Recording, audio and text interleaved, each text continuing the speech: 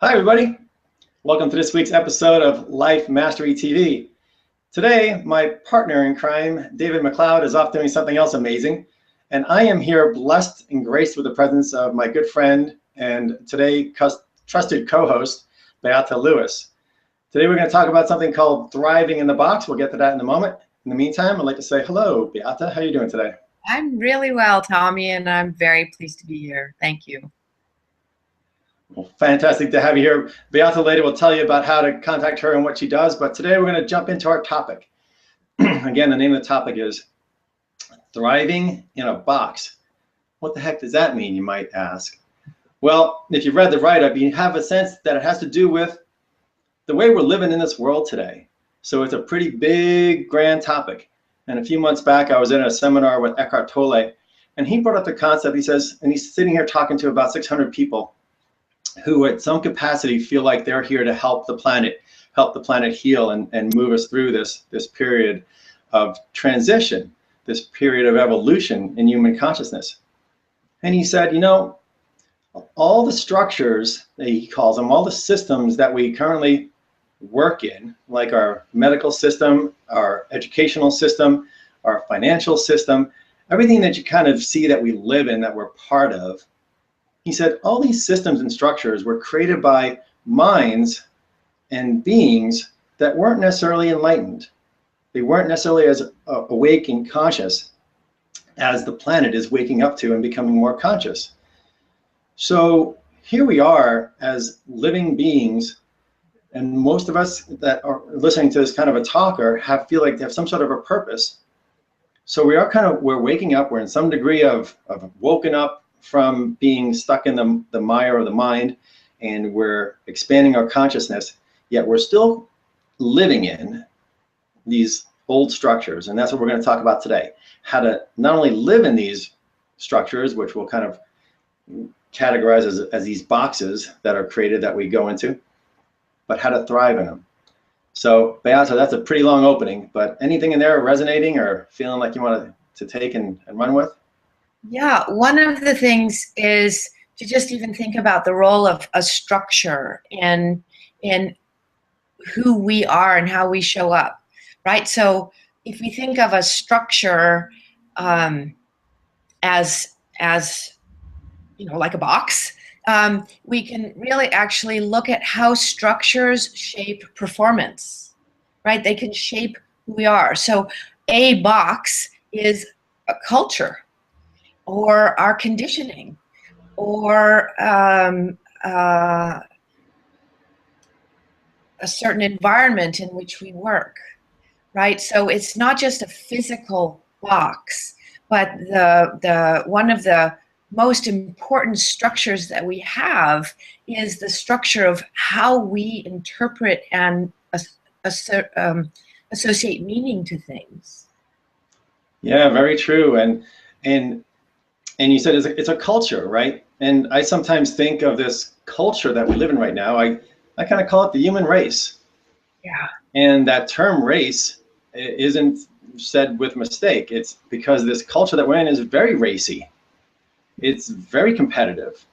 There's a lot of energy in it that, you know, some people win and a lot of people lose. Yep. So, and we're born into it. It's not our fault. We didn't create it. We're just born into it. And so here we are. And you're right. It's the culture we live in. It creates our attitude. It creates our perception. And the idea here is to understand these boxes, metaphorical boxes, so we can choose to be in them when we have to and step out of them when we don't. Yeah, absolutely. And so one of the key things that we're talking about in this conversation is really our capacity to choose, right? So we grow up we come into a certain family, we come into a certain culture, we come into certain expectations about who we're going to be, and then we start making some choices, right? And one of the critical choices that we have to also wake up to is our own life stance, right? How am I going to use choice in response to what happens in my life. And there's a wonderful model, if you like, a structure that's about two different life stances that I really like. It's on one hand, it's the problem reacting life stance, and the other one is the outcome creating life stance. And in the depending which structure you're coming from, you're going to use your thoughts in a certain way, you're going to take certain actions, and you're going to also produce a different set of outcomes over time. Yeah, brilliantly said. And I just ran from my pen and I made a noise. So the choice piece comes first when we realize that we're raised in boxes. Some people say that we're actually domesticated, that we're conditioned, and some you can call it brainwashing, but that's just the society that we live in. And part of this waking up process is to realize that that is how we've been raised. And okay, now we can identify and start to see these boxes. And at that point, you start making choices, and probably different choices. And I love the way you brought in the mindset. And it's a perspective, a shift. If a lot of times when we're in that box mindset, all we see are problems, because all we see are walls around us. All we see are ceilings and floors, and we're boxing in. It's just a problem. It's just a problem. It just doesn't feel nice. It doesn't feel natural to our free spirit, to our soul, to be boxed in. Yeah. And then we start making choices. And I love the way you said it, and I'll maybe paraphrase it, but we can look at things as problems, or we can look at things as opportunities. Yeah. And I feel that's kind of where you're going, right? That once we kind of wake up and recognize these boxes, we can start changing our choices based on an opportunity versus staying stuck. Absolutely. And if you think about it in like Little League, or I mean coaching little kids in some kind of a team sport, and think of any of the movies where we're cheering for the underdog, and how do they get the team that has not enough resources and not enough good players and not enough of anything? How do you get those players to rally and have enough self-esteem and self-motivation so that they're going to rally and ultimately win, take the day in some way, even if they don't win the game? So how do we do that? Whoever's coaching them is helping them find what matters more to them than just solving that little problem of whatever it is, of winning the game or getting through that workout or whatever, right? You have to get connected to something you care enough about that you're going to go through that difficulty. So the problem reacting stance, that has an action focus on the problem. And the whole point is to reduce the conflict, solve the problem, make things go away, get things back to normal. But that's not going to win. That might win the battle, but it won't win the war. And so on the outcome creating side, the action is really about creating what matters more and getting the results that really will bring something new into being. And the driving energy, instead of being anxiety or fear, the driving energy is meaning and desire and passion. And instead of the core belief about oneself as being powerless, which that's one of the biggest pitfalls of those of us who are in any kind of box and wondering, how in the heck am I going to thrive here? The first thing is to remember that we're not powerless, we're powerful, and that we can create the life we want, and we're responsible for that. It's not somebody else's job, and they won't do it. It's ours. Yeah, you brought up some great points here. Another one, so we're talking about perspective shift, right? We're talking about shifting from problem and reacting to outcome and creating. And part of that shift has to be taking responsibility for yourself, right? We're no longer able to blame the systems. We're not here to blame the systems. We're not here to blame the structures. They are what they are. They were created with intelligent minds at the time. They were created with good intention. but they're not going to continue to serve the needs of a more enlightened, awake, conscious community. And so we're not pointing blame and fault. And that's what you're saying too. In this making choices, we're becoming accountable. We have to understand that we are powerful, that as a human being, think about it and feel this. And I'm just going to say that with a little bit, with our ability to think and our ability to feel, to put our feeling to something, that's where the bad news bears win the game. Yeah. They put their heart into it. Exactly. And that's the difference between the box-like structures that are very mind created, left brain created, and this evolving structures that we're going to go to and we're going to create and we're going to change that are more unified with both heart and mind. You know, and we know how powerful we are, as you say. We're very powerful creatures of creation when we put not only our thoughts into something, but we put our heart into it as well. So thanks for bringing that up. Yeah, you're welcome. And you know, if you think about it, it's either a downward spiral or it's an upward spiral. And the downward spiral is a cycle that you take action to decrease anxiety, and then when anxiety is done, you don't do anything, and then there's more anxiety, and then right, it's at best an oscillating line, because you take action and then you don't, and then you do, and then you don't, and then you do, and you don't, which happens to be, by the way, how most people deal with change. It's sort of like up and down, which makes us more weary, right? It's like, I've had enough. But when you really get connected to something that you love so much, instead of that you're anxious about so much, but that you love so much, then the spiral is up. And even though there might be an oscillating line along the way, because you do you take action, you do exert your effort, and some of it works and some of it doesn't. And okay, so it's up and down. But it's kind of like what we want from our investments in the stock market. It might be a squiggly line, but you want that trend to be upward, right? You want to be making a gain. And so when you're really oriented towards love instead of fear, the overall trend is one of creating what you actually really want, what you really care for, what matters to you most.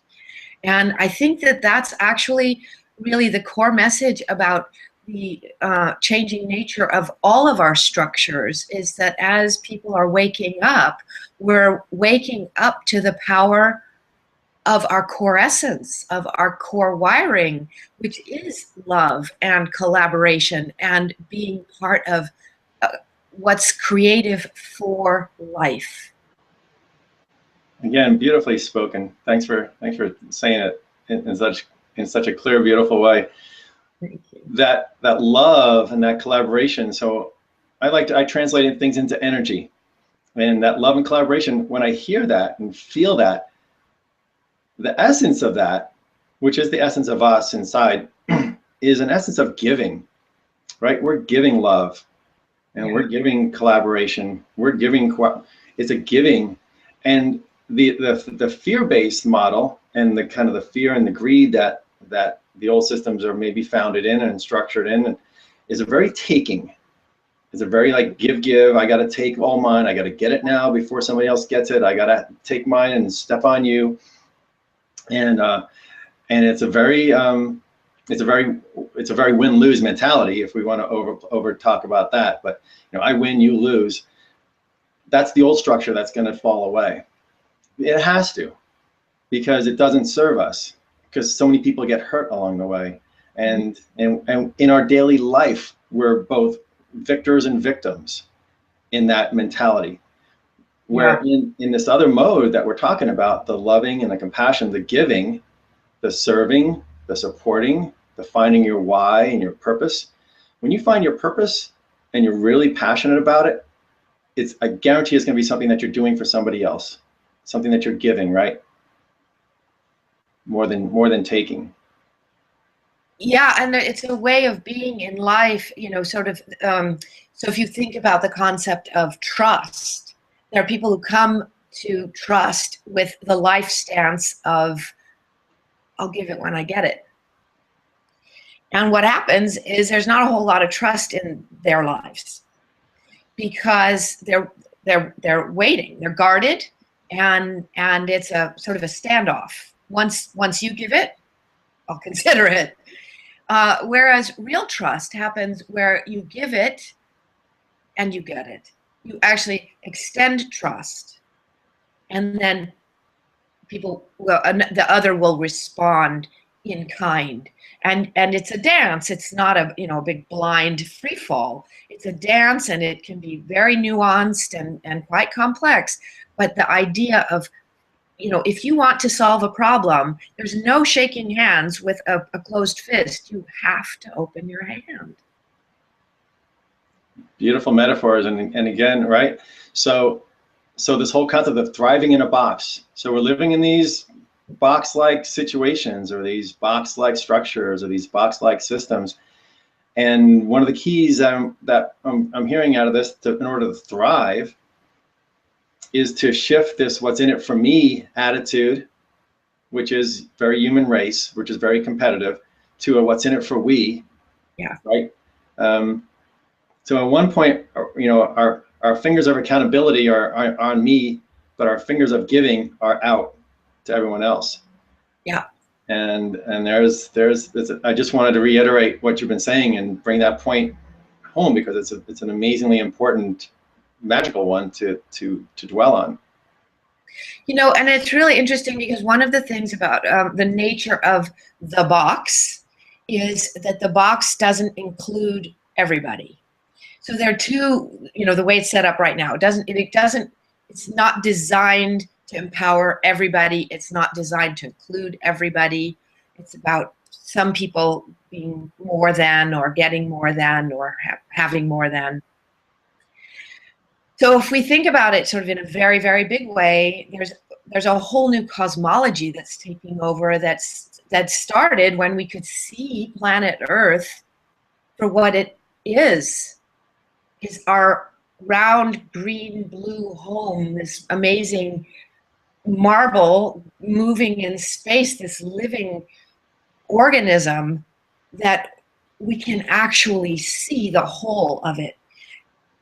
When that happened in the 60s, something started to shift, and we, it's happening in many, many different places, but just the reorienting our cosmology to we're all one, and we have one home together. So then you can bring this down into your place, like the thrive in a box at work, right? So there are all kinds of initiatives all over the place for inclusion and diversity, and reinventing how work happens so that more people participate and more voices are heard and more perspectives are engaged, so that there's innovation, right? And so, well, how do you do that if you don't actually all get connected to what you care about, and you don't all get connected to the reason, the reason that those different perspectives matter? Because together you're going to create more than you can alone. Beautifully, beautifully true. I want to come back to that creating together. And before that, when you were talking before, we kind of saw Earth from space, and that how that's helped the shift. The image of the sphere of Earth is very much in line with this metaphor of the box that we're talking about too. Yeah. Because if we have this box mentality, that I'm in a box, I live in boxes, and it's defined by who I am and how much I make and where I live and who my family, right? We're defined by these boxes. Boxes stack one on top of another, and we see that's what you said, that there's a sense of separation. Yeah. My box is separate from your box. Yep. And then when I get a promotion, now my box is stacked on top of your box. And if I get a new car in the neighborhood, then my box is stacked on top of my neighbor's box. And there's this, the stacked box mentality, this hierarchy mentality. And what's the if you're not a box, then what are you? And when I teach people, I talk about bricks in the wall or blocks, and then I talk about freedom rings. And the freedom ring is that sense of spherical sense of self, that essence of self, and ultimately you're energetically like infinite, but that's too much for the brain to take. So let's call ourselves kind of a sphere or a ring, and let's use that metaphor for our true self, our true essence, our true nature. Because in that kind of spherical sense of self, we can start to shift again our perspective that we're not stuck in a box. Because I'm not stuck in a box. I used to thought I was like a little blip in a box, but no more. Now I'm this giant sphere that can shrink itself down maybe, and go into a box and go to work for 8 hours a day. But then I come back out, and I'm so that whole perspective too of knowing that we're greater than the box, and that we are, as you said, all one in that greatness. And let's just put that to the planet, that we're on this planet, it's our ship, we're on it together, and in that sense we're all one.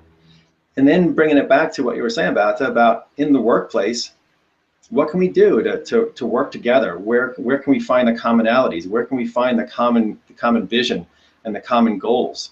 That's where this new earth is going to be born inside. Let's say we're talking about a company or a corporation, right? Yeah. Yeah, and so this idea of thriving, I think it's really important to understand how thriving actually happens. And thriving, if you sort of reflect for a moment, all right, so what's happening when something thrives? And I like to take a plant, because it's not us, we're of course sort of complex creatures. So take a plant that so if you went to college, or you have ever seen college dorm room plants, right? Some of them are thriving and some of them are really sorry, in a sorry state, haven't gotten enough water or any care for a long time, and they're just limp and wilty. And what does it take to take that limp and wilty plant to thrive again? We actually know, right? We know to water it and put it in the sun, or take it out of direct sun and give it a little shade or whatever. We can figure it out. And if you take care of the plant and it isn't too far gone, you can take it from not thriving to thriving. And it's a physical, felt sense. The leaves are plump, the blossoms are coming. It's thriving. So the same thing for us. It's not just an idea. It's a sense that I am resourced. I have energy for my life. I can feel what's here to feel. The good, the bad, the ugly, the beautiful, the whole thing. And I can respond and create with my own gifts and in response to what's needed now.